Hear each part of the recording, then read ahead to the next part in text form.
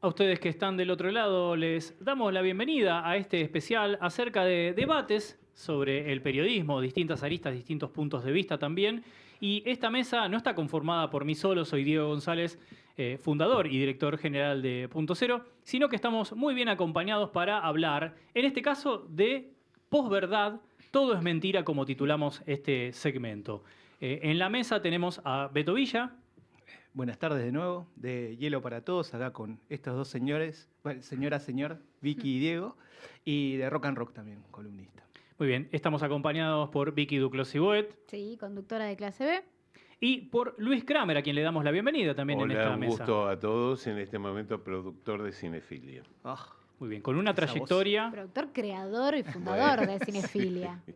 Bueno, sí. y, entre otras cosas, vicepresidente de la Asociación de Cronistas Sí, Cinematográficos bueno. de Argentina. No, hablamos de esta radio. De por lo que eso. sea, de lo que perfecto. sea, de lo que Bueno, sea. sí, sí. Sí, ya, Sí, para sí. meter, porque también hablando ya en lo que es posverdad y lo que vamos a meternos de lleno, lo que sucede es que muchas veces hay que volver a tirar algunas credenciales sobre la mesa. ¿Por qué? Porque hoy ya cualquiera puede hablar de cualquier cosa. Pero antes de meternos de lleno, les digo, porque es lo que hago ejercicio ya casi durante una década en la escuela, en la materia de análisis crítico de los medios de comunicación, y el primer día de clases entro al aula, mientras se están acomodando porque vuelven del recreo, y pongo la palabra posverdad en el pizarrón.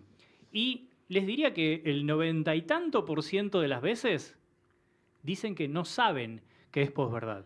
¿Y qué es posverdad? Posverdad no es ni más ni menos que cuando la verdad deja de ser central. De ahí es el prefijo para aclarar, porque no es posverdad, como uno diría, pos de después de la verdad, sino que el prefijo es similar al de la era, por ejemplo, postindustrial. No es que la industria ya no está más, sino que la industria deja de ser el eje central. De ahí radica este concepto que posverdad es la verdad, ¿sí? Los hechos, los datos, la ciencia, los datos empíricos, las demostraciones, quedan relegados a una segunda instancia. ¿Por qué? Porque lo que prepondera, lo principal, es lo que uno siente, lo que uno cree, ¿sí? Las creencias personales están por encima de los datos, de los hechos. Es la época en la que vivimos y es un término bastante reciente.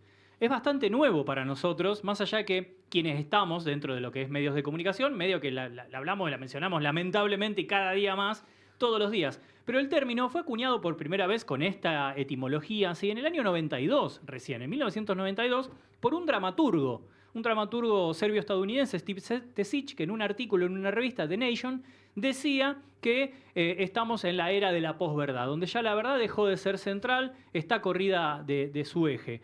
Y no es casual que todo esto se origine, de alguna manera, en la década del 90.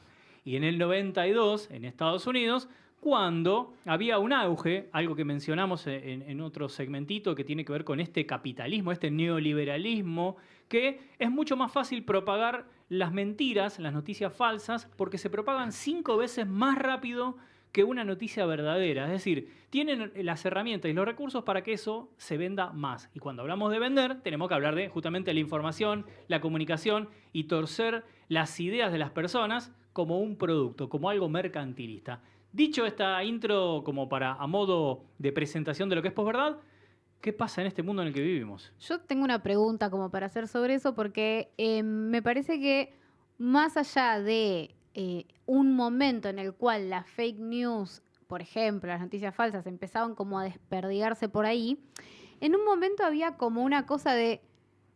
La idea es identificar la fake news para desarmarla, ¿no? Como había, me parece a mí, una cuestión como de un lector, un espectador o un público que no quería ser engañado por una fake news, ¿no? Como, bueno, descubrirlo era como, bueno, no estaba bueno. Y hoy veo como que ya no se habla de fake news como algo, como un problema, sino que aparece como esta cosa de la subjetividad de las cosas, ¿no? Como, bueno, tu verdad, mi verdad, no es que es una fake news, es tu mirada de las cosas. Son los datos que vos tenés que son distintos a los datos que yo tengo, ¿no? Como digo, y eso me parece que pasó como muy poco tiempo, que también es otra característica del hoy, que es los procesos aceleradísimos cada vez más, de un momento a otro, estamos directamente en otra cosmovisión de las cosas, me parece. Pero bueno, no sé si lo ven así. Digo, me pregunto si de verdad fue de esa manera. Yo me quedé pensando con qué concepto podríamos explicar la posverdad y creo que es lo que queda de la verdad. Lo que pasa que, a ver, por un lado sí, pero por otro también lo que sucede es que directamente hoy estamos viviendo en contextos y explícitamente bajo un gobierno que en campaña y durante ya su administración, en sus primeros discursos, inventan datos, inventan lo que debería ser la información, ¿sí? Para su conveniencia, para captar adeptos, para propagar mucho más rápido, porque bien lo dicen las investigaciones, la ciencia, que se propaga mucho más rápido que los datos en sí. Por ejemplo, y tengo algunos temas a colación como para que debatamos también, pero rápidamente me acuerdo cuando el primer discurso y también en campaña el actual presidente de la Argentina, Javier Milei, hablaba de un 17.000% de inflación. Es una barbaridad, no tiene el más mínimo sentido, no tiene asidero de ningún dato y sin embargo no se cuestionan esas cosas, no se repregunta, ¿sí? No hay un análisis que lo que podría ser escandaloso para cualquier ejercicio periodístico, decir, alguien dice que íbamos rumbo a un 17.000% de inflación cuando los datos decían que teníamos dos cifras mensuales, aproximadamente 11% promedio, y vos decís, de última, acumulámelo, no sé, si seguía el gobierno 4 años más, a ver qué número iba a dar. Y no hay forma de que llegue eso. Y así podemos estar permanentemente hablando, no solo con este, sino con gobiernos anteriores, ¿sí? Pero me parece que el momento en el que vivimos hace que directamente nos gobierne, literalmente hablando, una posverdad.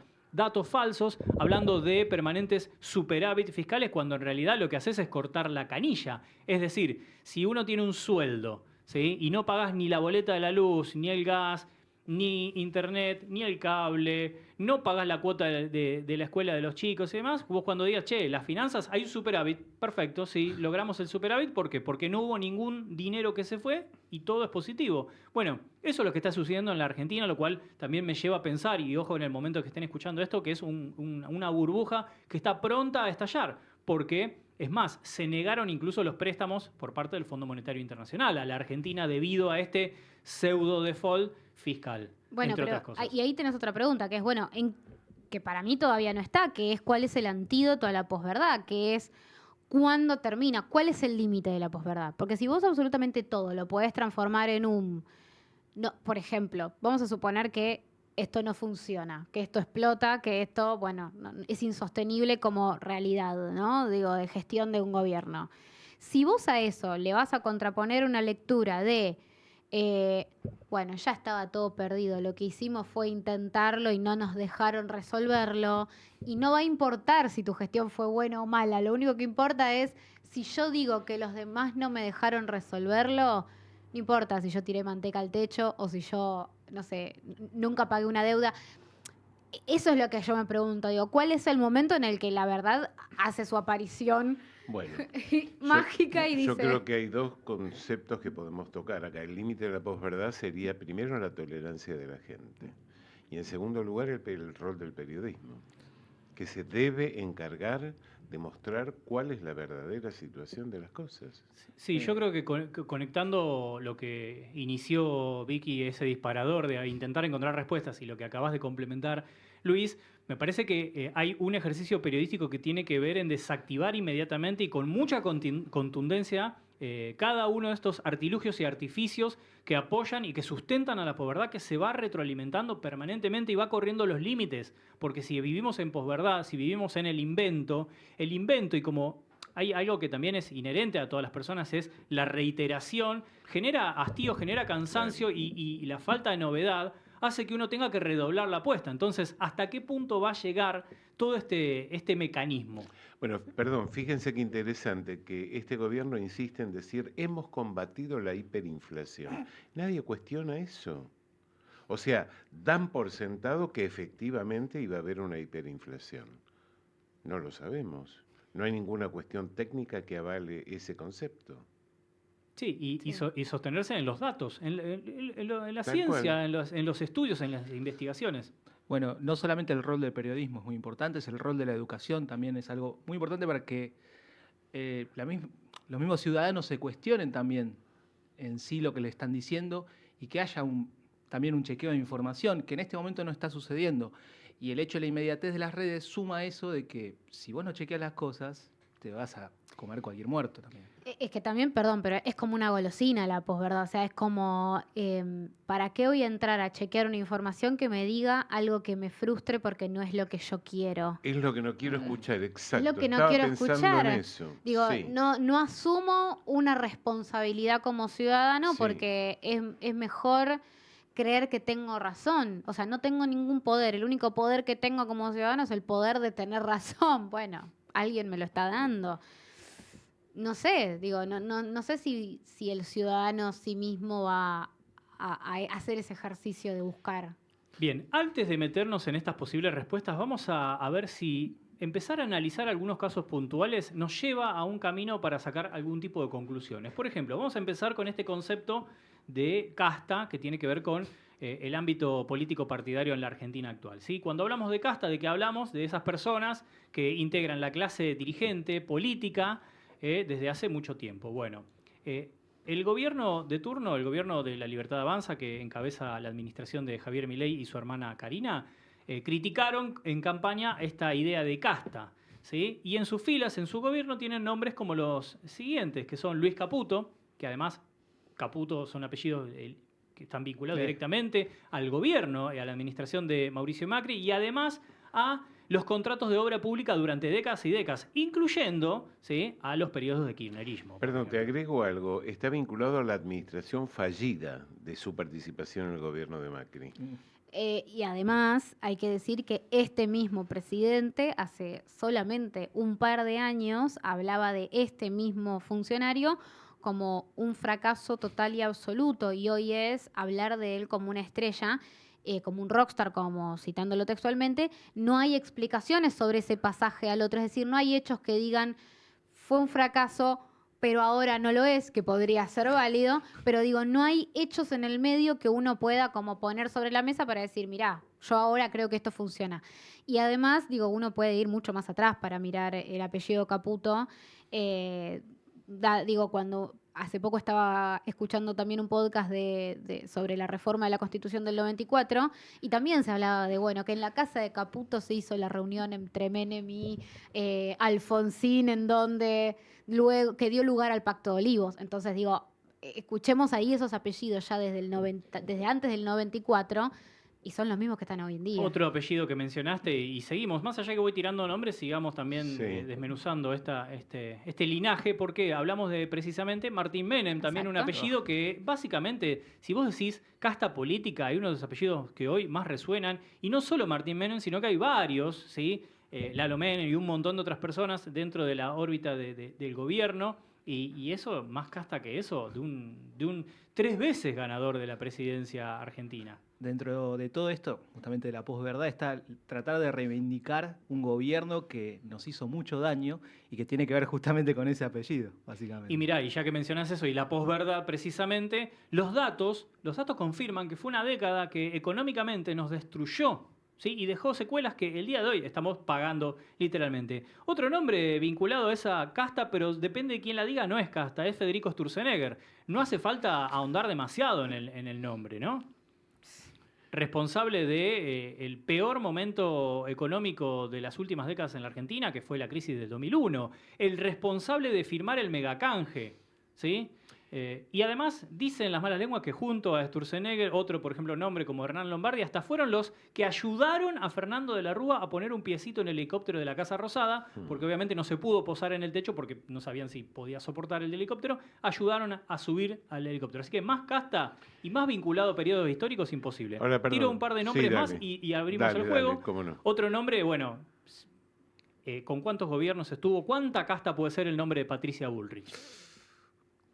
El comodín, Estuvo en básicamente. todos. Y finalmente, como para tirar un par de nombres nada más, y estoy hablando de los nombres de arriba, Sí. en el medio ahí la línea continuaría un montón, es el de Guillermo Francos también, que es una persona así vinculada con la política, creo que es el más Presidente del político. Banco Provincia en la gestión de Scioli, con la gobernación. Es el más político de todos los Sí. políticos que tienen en el círculo más Sí, sí, sí, cercano el exacto. presidente Javier Milei. Yo quería comentarles lo siguiente. Si hiciéramos una encuesta en la población, en la sociedad, en el pueblo, preguntándoles por su opinión sobre las gestiones anteriores, por ejemplo, sin ir más lejos, para tomar la gestión de Mauricio Macri, la gestión de Menem, ¿Qué piensan ustedes que va a decir la gente? No, hoy no lo sé. Hoy, Hoy no lo hoy sé. me cuesta creer que esté Yo- más definido, pero Yo hoy te pienso digo, que la gente va a decir que fueron gobiernos fallidos y con un notorio fracaso económico que no está sustentado ni en posverdad ni en sensaciones, sino en hechos concretos. Sí, pero ¿Eh? hoy en día Sí. hay algo que es que hay mucha gente que no vivió esa época y Bueno. se construyó un relato de esos años que esa misma gente que no los vivió los añora por esa Bueno, construcción. justamente. Y eso es un peligro total. Estamos dando un muy buen punto. Este gobierno está construyendo un relato falso sobre situaciones que fueron reales y Sí. fallidas. Totalmente. ¿Eh? Sí, Esto es lo importante. totalmente. sí, tal cual. Bien, para abrir otros temas, bueno, y en Sí. este, no se indignen, por favor, pero No es un prometo tema que es nada. recurrente. Estoy como... Estamos empezando a tratando de no. indignarnos de a poquito. Y es un tema recurrente en cuanto Sí. a posverdad, y también esto nos va a llevar más adelante a esta reflexión para ver cómo combatir, porque es algo que pasa y que vemos nosotros particularmente en este espacio, en este estudio, habitualmente, que es el financiamiento del Instituto Nacional de Cine y Artes Sí. Audiovisuales, el financiamiento del cine argentino, del Inca. Me hicieron una cama en este Sí. bloque. No me la esperaba. Así en esta. la llaga. Bueno, a ver, ahí es muy loco porque verdaderamente proliferan mentiras sobre cómo se financia. Yo hace poco estaba pensando en, ¿es posible discutir al Instituto Nacional de Cine y Artes Audiovisuales? Sí, claro que es posible discutirlo, ¿no? Discutir, por ejemplo, qué se hace con el dinero que ingresa. Pero es muy difícil pensar que una discusión va a llegar a algún lado cuando se parte de la base de, por ejemplo, que se paga con el impuesto de las cosas que uno compra en el almacén. Y lo digo sin ir más lejos porque hace 4 días más o menos justamente publiqué un video diciendo que era mentira que que se financiaba con el IVA de la leche de los fideos y una persona, X cualquiera, me comentó... Bueno, no será con el de los fideos, pero con alguno será. Con Claro. algún impuesto será. Entonces digo, Evidentemente bueno, prende el relato que se construye sobre un hecho y se lo distorsiona. claro, y me Es muy preocupa esto preocupante eso. eso es mentira.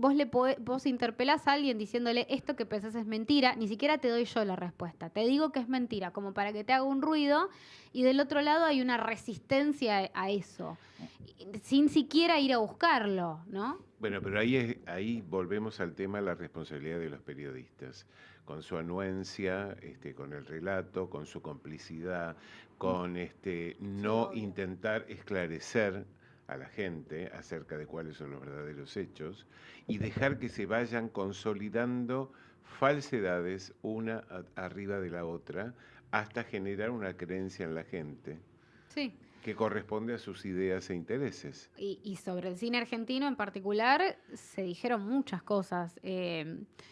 Inclusive se llegaron a publicar datos falsos de audiencia directamente en diarios. No estoy hablando del gobierno, aunque bueno, claramente es un diario que está funcionando al servicio de lo que necesite el gobierno decir. Y si el gobierno necesita decir que el Instituto de Cine le saca la plata a la gente para hacer películas que no ve nadie, hay medios de comunicación que están dispuestos a sostener eso, inclusive justamente con datos falsos. Digo, hace no mucho había salido una nota en La Nación que decía que la película de Jonathan Pérez, El Camuflaje, la habían visto 4 personas. Y no fue así. Y los datos están publicados en la página del Inca. Es decir, cualquier periodista recorre un poquito la página y encuentra los datos de audiencia. Lo mismo también sucede cuando se dice cuánto costó esta película y se habla de una determinada cantidad de millones de pesos, que por supuesto que para una persona escuchar no sé cuántos millones de pesos se le dio a una película es mucho, pero lo que no explican es cómo se distribuyen esos millones de pesos y que por más que para tu bolsillo sea mucho, para una producción no es tanto. Ahí hay algo también para tener en cuenta, que es la abstracción de información, ¿sí? Favorece a esta posverdad, a la divulgación de información falsa, de fake news y demás. Porque cuando vos decís 30 millones de pesos para hacer una película, el número para cualquier trabajador es mucho más grande del sueldo habitual, ¿sí? Promedio o el que quieran, ¿sí? Pero porque hay Ponele. una... Pero si vos planteás ¿sí? Con mayor concreción, con mayor detalle, a dónde va a parar cada Sí. una de esas cosas, debería funcionar para Es desactivarlo. Lo es cual que no quiere decir que funcione, sino que es, che, ojo, para el ejercicio periodístico es,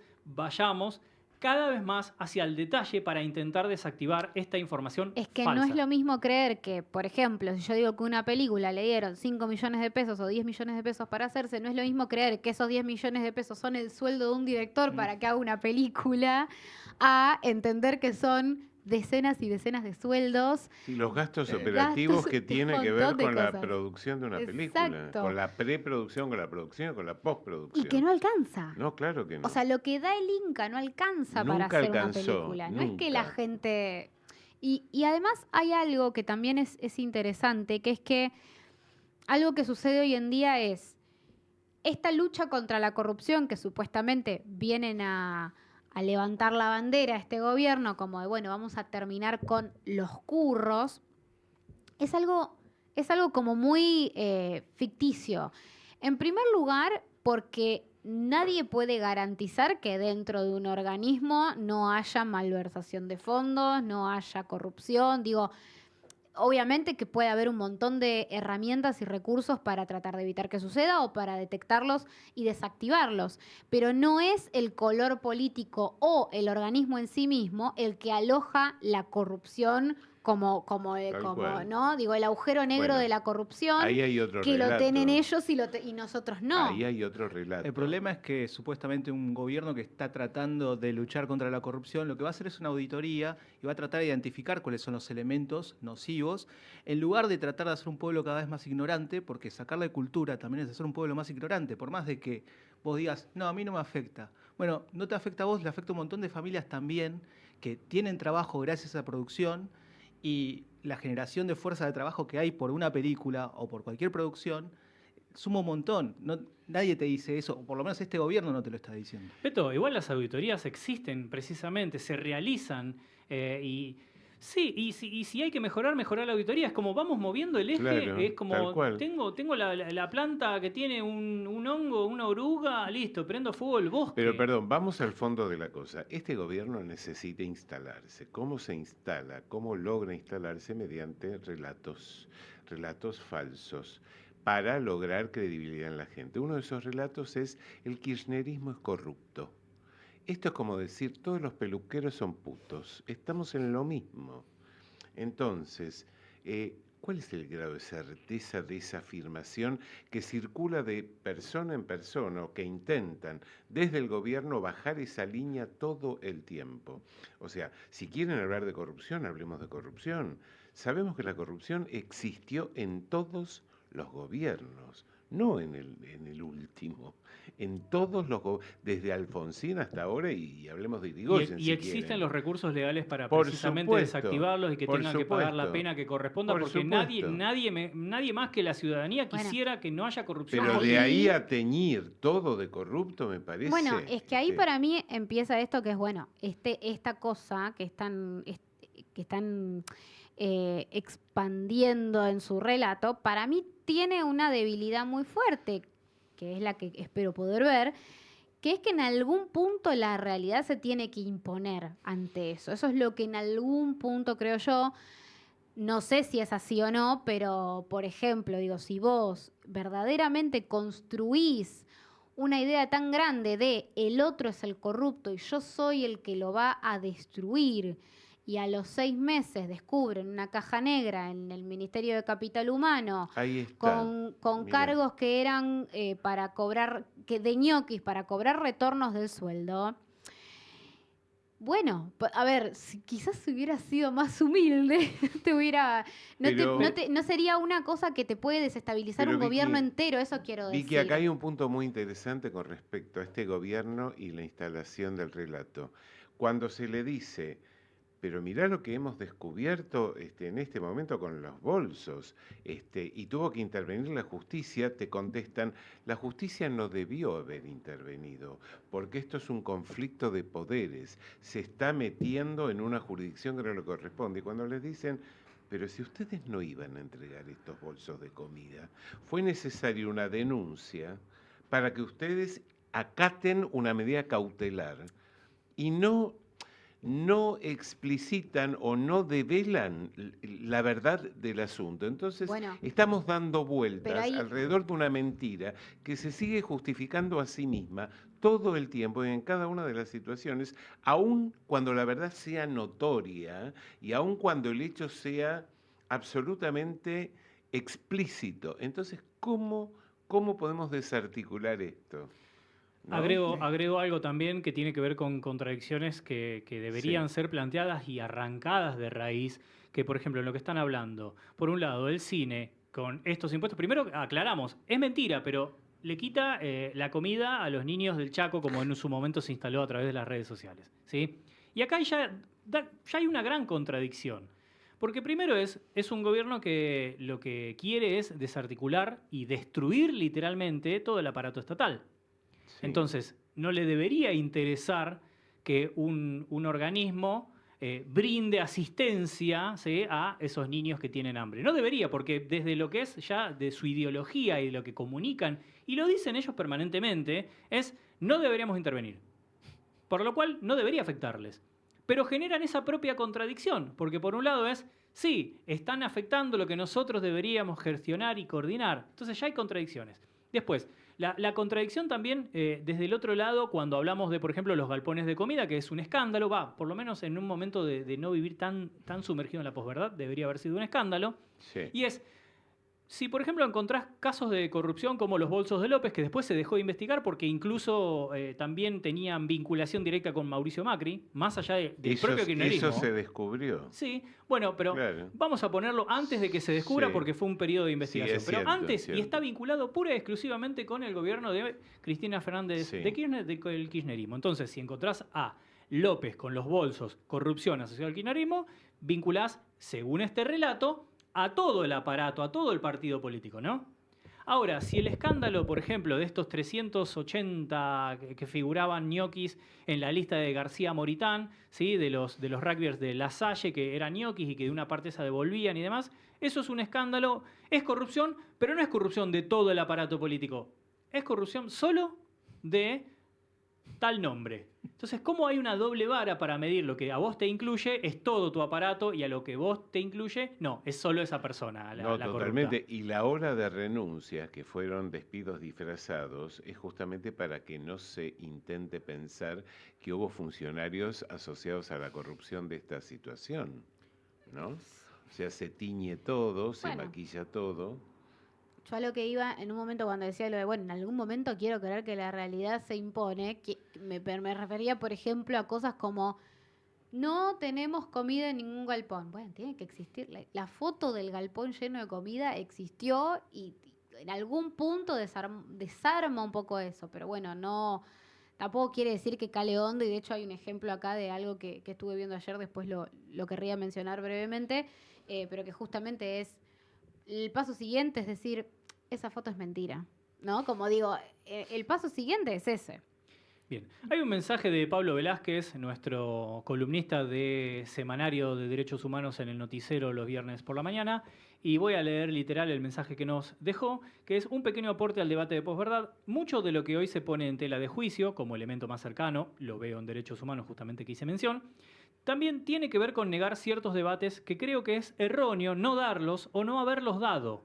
Por ejemplo, no permitir abrir un debate sobre los desaparecidos, que son 30.000, sobre las organizaciones guerrilleras y el terrorismo de Estado antes de 1976, es decir, en democracia, permite que ciertos grupos con intereses bien marcados tengan la posibilidad de marcar, valga la redundancia, el punto de partida de ese debate.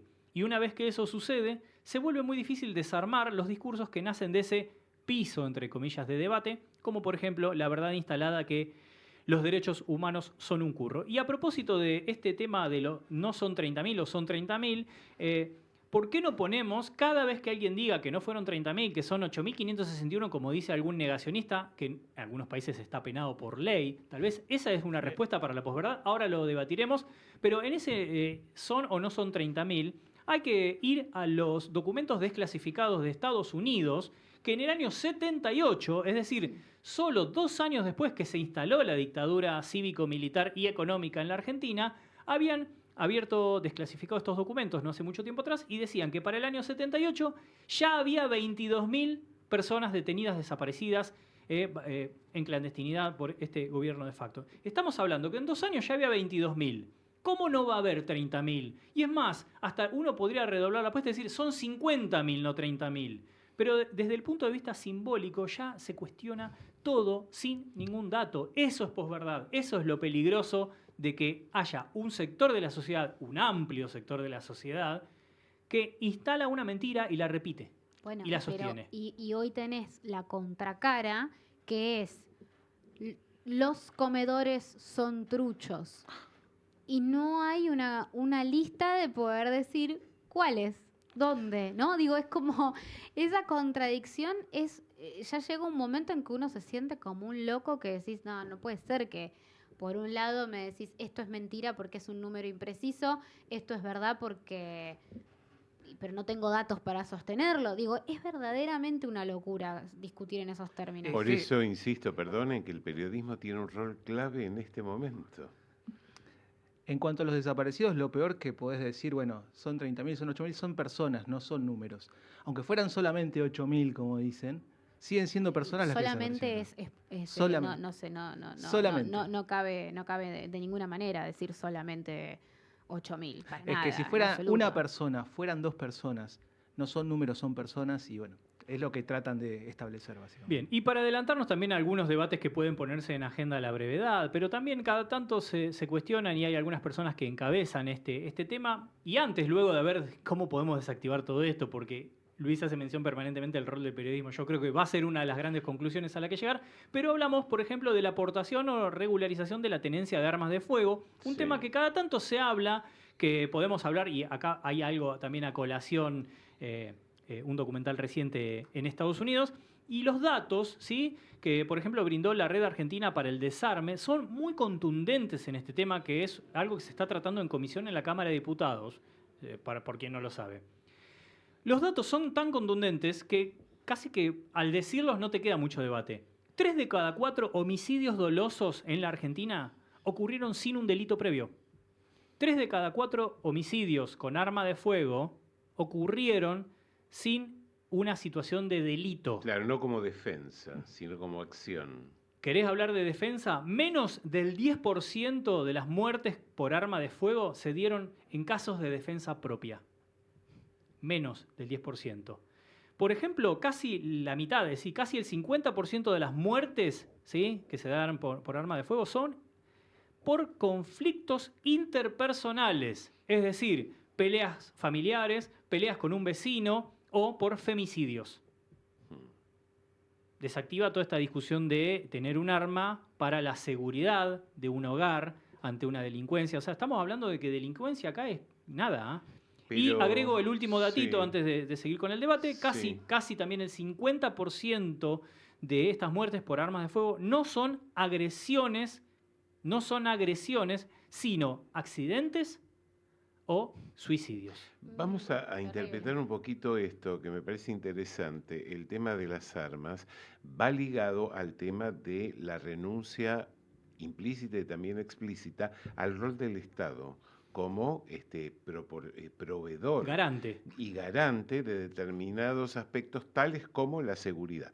Entonces, si yo opino que el Estado no tiene por qué intervenir en nada, dejo librado el tema de la seguridad a cada uno de sus integrantes o ciudadanos. Por ahí viene la cosa.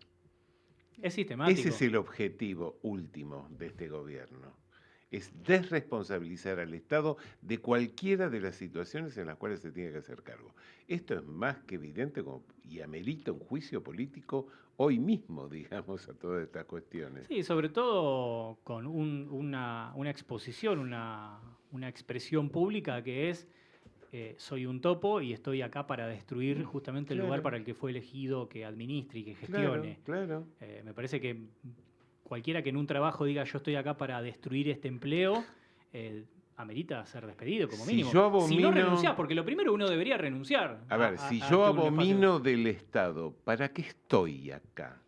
¿Cuál es mi función? Bueno, pero ahí está también No, como bueno, la pero también es un interpretación tema. del número como el número de las personas que te votaron como una validación para que vos hagas lo que se te ocurra. No, no, Es no, esto va como, más allá de las personas que te votaron. Si vos estás al bueno, frente pero es de lo un que dice el Estado, presidente de la a nación, mí me ¿eh? importa poco lo que digo, lo que Bueno, deje de pero decir en nos ese está sentido. gobernando. No, O ya sea, lo sé. a mí, Pero está bueno analizar esto. Si vos estás al frente de un Estado, ¿para qué estás? no, ¿Cuál yo es tu ya lo sé, función? pero él lo que dice es que él prometió destruir el Estado y que si el resultado es A, prometo destruir el Estado, B, me votan y gano, C, destruyó el Estado porque me avalaron con el voto. Esa es la lógica Entonces que él está mañana va a decir, voy a manejando. implantar campos de concentración porque la gente me ¿Y votó. a vos te Y parece como tengo que el estamos... 56% de los votos, a partir del mes que viene va a haber campos de Y concentración bueno, esa es la donde la gente lógica. va a ser recluida en los Y mismos. bueno, estamos Es- estamos es- en esa Sí, bueno, lógica. por eso A mí no digo. me pidas esa lógica, pero la Claro. lógica que están Claro. implementando es esa. Esa es la que Es está esa. manejando. Bueno, Es pero la por eso- validación de pero está bueno yo... decirlo, como Bueno, para claro, que se sí, escuche sí, esto, tal ¿no? cual. Totalmente. Sí. Sí, es que hay que ponerlo en palabras, porque Claro. si nosotros los cuatro en este momento acá Claro. dentro de la mesa lo pensamos, pero nadie lo dice, va a quedar en cuatro Exacto, cabezas que ni siquiera están exacto. alineadas, porque yo no sé qué Exacto. están pensando ustedes al No, respecto no, del tal tema. cual. Por eso también un ejercicio periodístico es verbalizar, compartir, comunicar, difundir, divulgar O y por sea, supuesto hablarlo permanentemente. Pero tal cual, o sea, la pregunta es, ¿cuál es el fundamento de estas medidas? ¿Que te votó el 56%? ¿Y cuál es el ejercicio legítimo de un gobierno? Nadie lo debate, nadie se cuestiona. Muy difícil. O sea, porque me vota el 56% de la gente, yo hago lo que quiero. Y además, Esto es una cosa algo que se da, y a ver, de forma explícita, implícitamente yo creo que lo hicieron casi todos los gobiernos, pero de forma explícita es, yo solo quiero gobernar para ese 56%. El resto Me importa le muy deseo, poco. no es me importa poco, No. me importa mucho y le deseo lo peor y disfruto con la crueldad, el cinismo, ¿sí? Y que ojalá que estén cada día peor en relación a no haberme elegido a mí, que yo soy Claro. el todopoderoso. Están conmigo contra mí, básicamente. En realidad ese 56% tampoco lo eligió a él. No. Vamos Bueno, a también ahí cuestionar está todo. Y que bueno, sí, a ver. es que sí, pero ¿sabes qué pasa? Que es muy Claro. loco, pero ese tipo de pensamientos un poco más fino, de Sí. decir, que ni siquiera es muy fino, pero digo, esto de decir, es el 56% una demostración de una voluntad genuina, legítima, que me permite hacer todo, es preguntarlo es responderse casi automáticamente un no, porque estábamos además en un balotaje. Entonces digo, pero si no vamos a llegar nunca a esa instancia, bueno, estamos muy lejos de cualquier Sí, tipo de análisis. igual vamos para salir un poquito de la gestión y hablemos de arco opositor, si alguien lo encuentra, avise por favor, que por ejemplo Guillermo Moreno, hoy posicionado como el referente del peronismo, como la oposición, como posible contendiente desde el punto de vista político partidario de la gestión actual, Sí. no había alcanzado ni un 1%. Claro. Por eso, permitime dudar. Entonces, no solo tenemos que hablar de quien administra, porque a las claras, a ver, quien está en el poder, quien detenta el poder y quien administra y quien gestiona es el responsable de todo el devenir de nuestra Sí. cotidianidad. Pero el arco opositor también está en la misma, está en la misma, porque si de repente hay alguien que dice, bueno, pero Guillermo Moreno es la solución. No, a ver, Guillermo Moreno tuvo una oportunidad y no llegó a un 1%. Y Cristina Fernández de Kirchner tampoco, porque estuvo 4 años como vicepresidenta, ¿sí? Y 1 año en silencio esperando que se abra, que se marque este escenario, lo mismo Alberto Fernández que volvió a las redes sociales, ¿sí? Fueron gobierno, tuvieron la oportunidad de torcer de alguna manera esta aguja. ¿O no? Según por verdad. Ya que mencionaste a Guillermo Moreno, tengo algo como para hablar, para sumar a esta discusión que tiene que ver con hombres gritando en micrófonos y en televisión, factos y hechos y cosas que como capos totales, que Guillermo Moreno para mí es uno de los que obviamente se comunica de esa manera. En el día de ayer pude ver The Truth versus Alex Jones. Es un documental que se estrenó a comienzos de este año, se estrenó en marzo, y que trata sobre algo muy particular, que es que en el año 2012 hubo una tragedia en Sandy Hook, que es dentro de una escuela en donde un joven entró armado y, bueno, produjo un tiroteo en el que murieron como 10 adultos, no más, sí, pero 10 adultos, 20 chicos, digo, como una cosa, una locura. Y paralelamente había un canal, como si fuese un canal de streaming, bueno, que estaba conducido por Alex Jones, un hombre que estaba diciendo que a partir de los deseos del socialismo, digamos, de quitarle las armas a los ciudadanos norteamericanos, iban a empezar a aparecer tiroteos masivos que justamente justificaran que se les saquen las armas a ellos.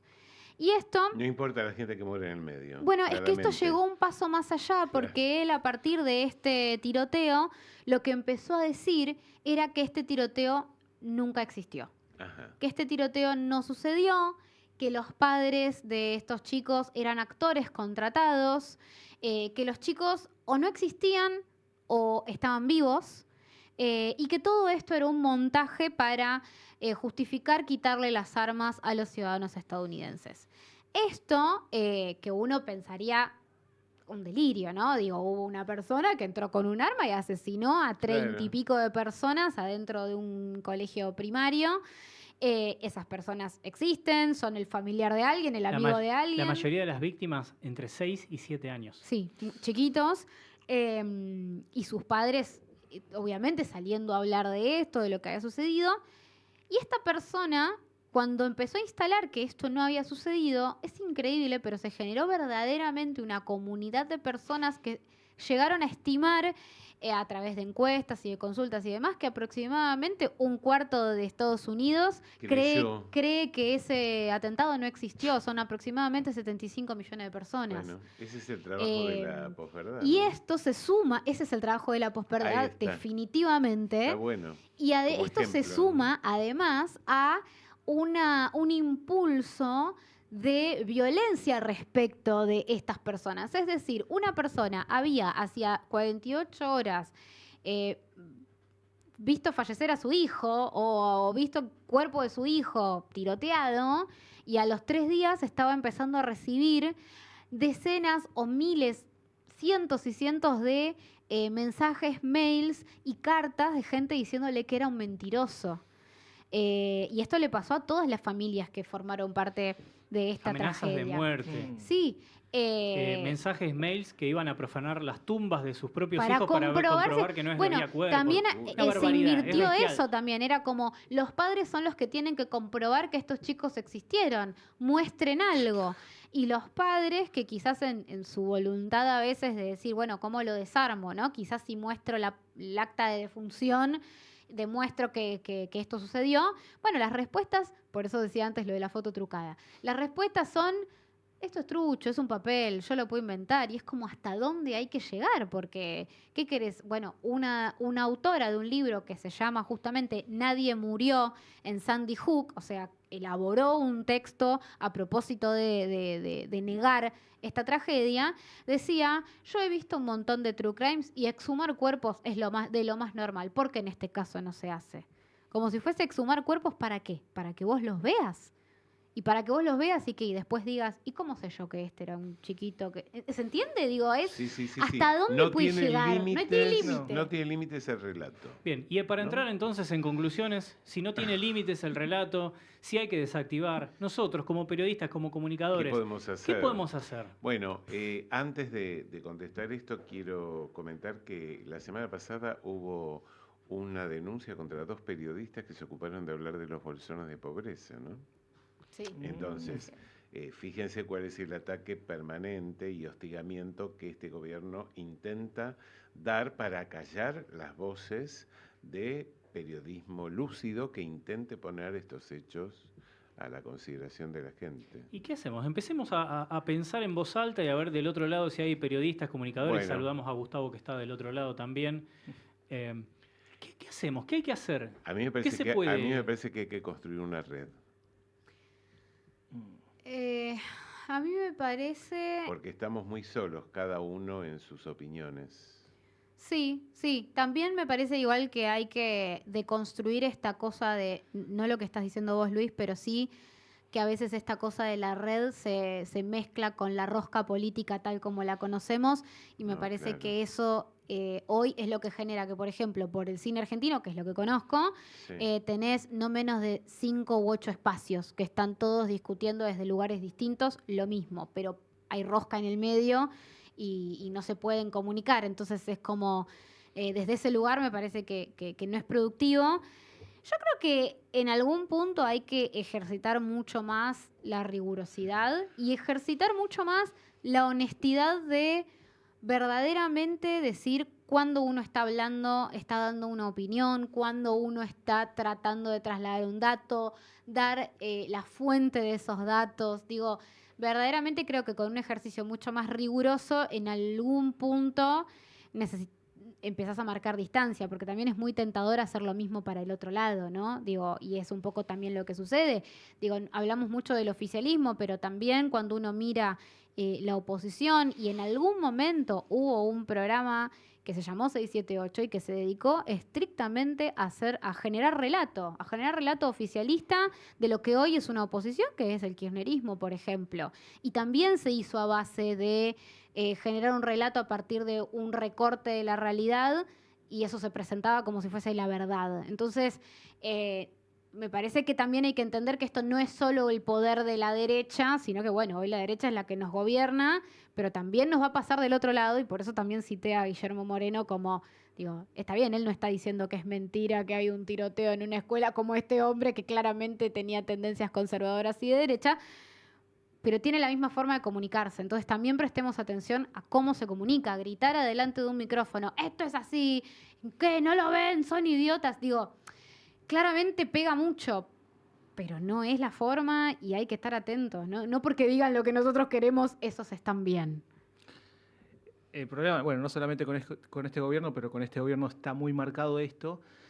La forma de interpelar muchas veces a los votantes, a los ciudadanos, es apelar a la emocionalidad y abusar de la desinformación. Entonces, como periodistas, lo que no podemos dejar es de informar y de, por supuesto, más allá de que esté la trampa de caer en la emocionalidad, poder plantear los hechos lo mejor posible para que los que realmente no son periodistas, sino que son una herramienta más, tampoco puedan hacer la mella que están haciendo. Hay un tema que tiene que ver con la función del periodismo también. Existe cierto periodismo llamado o mal entendido progre, que, o por lo menos lo que se intentó visibilizar en ciertos sectores, que en estos últimos días, meses, se dedicó a traer a sus programas exponentes nefastos de la derecha Sí. y a dejarlos hablar, sin oponerles el más mínimo argumento o contraargumento. La pregunta es, ¿cuál es la utilidad de todo eso?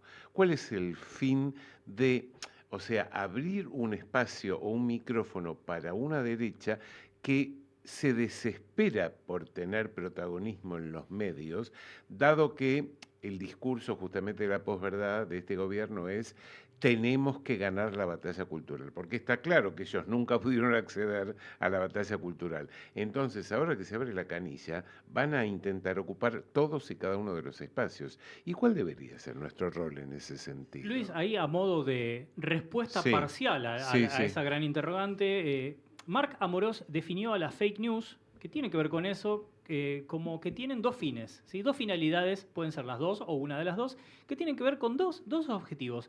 Tienen o fines políticos o fines económicos. Entonces, a raíz de eso es, ¿por qué le dan ese espacio? Porque tiene o un fin político o un fin económico. Es sencillo, pero también a modo ahí de conclusión para ir cerrando y viendo qué respuesta encontramos a todo esto, también nos sirve en este presente, porque también desde lo hipotético resulta difícil encontrar una respuesta. Pero cuando vemos en el presente que de repente viene un periodista o una periodista de otro país a entrevistar al presidente y hacen una repregunta, ¿cómo se desactiva inmediatamente mucho de ese mecanismo de posverdad y de noticias falsas? Entonces, nosotros como comunicadores tenemos que recurrir a esa herramienta que tuvimos siempre a disposición, porque no es ningún invento, que es la repregunta. Tal cual. Que se genere el diálogo y que ante esa posverdad, ante ese invento, esa falacia, ¿sí?, podamos repreguntar y decir, bueno, a ver, pará, vos me estás diciendo esto, explícamelo, argumentá o no. No es así, porque hay periodistas, cuando vienen fuera de los intereses más localistas, ¿sí?, se genera esa repregunta. Entonces, no tenemos que ir tanto a lo hipotético. Me parece que vimos en las últimas semanas algunos ejemplos muy concretos de periodistas que vienen de otro escenario y que repreguntan, porque muchas veces eso, y ahí también se pone complicado, esos periodistas, esas periodistas, vienen de medios de comunicación con mucho peso político, con mucha fuerza económica, que a veces están por encima de un gobierno. Entonces no le deben nada a nadie, por así decirlo. Exacto, sí. Sí, es básico la repregunta y lamentablemente es algo que no se está utilizando, como decía Luis. Y bueno, más allá, por supuesto, del rol del periodismo, también yo remarco también el hecho de tratar de evitar no solamente que nos dominen los espacios culturales, que no domine la educación, porque están tratando de que la gente sea cada vez más ignorante y que le puedas decir, dar de comer en la boca lo que tiene que saber o lo que tiene que decir. Bien. ¿Algo más antes de finalizar? No, por ahora. Demasiado, por ahora, ¿no? Sí, demasiado. Demasiadas cosas. Demasiado, ¿no? sí. Ustedes que están del otro lado disfrutaron, ¿sí? O se indignaron o debatieron ahí mientras estaban escuchando esto que conversamos. Y obviamente las vías de comunicación y las plataformas de Punto Cero están a disposición para que conversemos permanentemente y encontremos algún tipo de respuesta a estos interrogantes que aún no fueron respondidos. Precisamente por eso se están planteando. Nosotros, antes de continuar con buena música, con más debates y otros temas, le tenemos que recontra agradecer a Josefina Cucina, ¿sí? Sí. Porque tenemos una torta acá, no sé si pueden hacer un movimiento de cámara para que se vea la maravilla. Por favor, mirá ese merengue, mirá ese chocolate, cómo está. Y hasta tiene el logo de Punto Cero, que si es masticable me lo voy a comer, y si no, también, porque todo lo que hace Josefina Cucina es riquísimo, riquísimo, y ya es, no sé, la cantidad de veces que nos acompañaron en estos especiales, son amigas de la casa, y además, Catherine Giosefina, vayan ya mismo al Instagram, no es que, anda al Instagram, no, agarrá el Instagram mientras estás escuchando esto y andá a seguir ya mismo a Josefina Cucina, es decir, Josefina Cucina con doble C, y a Catherine Giosefina con G también, andá a seguir ya, porque estas cosas ricas pueden llegar a tu casa, a tu mesa, también no es exclusivo del periodismo esto, ¿no? Esto también lo podés tener vos, así que gracias por acompañarnos permanentemente en cada uno de los especiales. No es exclusivo, pero tenemos la primicia. Muy bien, Beto, mirá, tremendo. Con ese cierre yo creo que no podemos agregar más nada. Así que muchísimas gracias, Luis Kramer. Por favor, a ustedes. Seguimos hablando, Gracias. obviamente. Sí, Muchísimas claro. gracias también, Seguro. Beto Villa. Por favor. Muchísimas gracias, Vicky Duclos y Boet. Por nada, ¿eh? Mi nombre es Diego González. Del otro lado está Nahuel Isela, ya acompañado por Gustavo Coronel y la gente que se va acercando al estudio Che. Y nosotros vamos a comer un poquito porque siguen estos Y para especiales. hacer honor a este homenaje, por Ya supuesto. quiero cortar esa torta ya. Aparte, Sí, la sí. indignación me da hambre. Así que ya volvemos. Tenemos hambre de verdad. Vivimos en serio. indignados.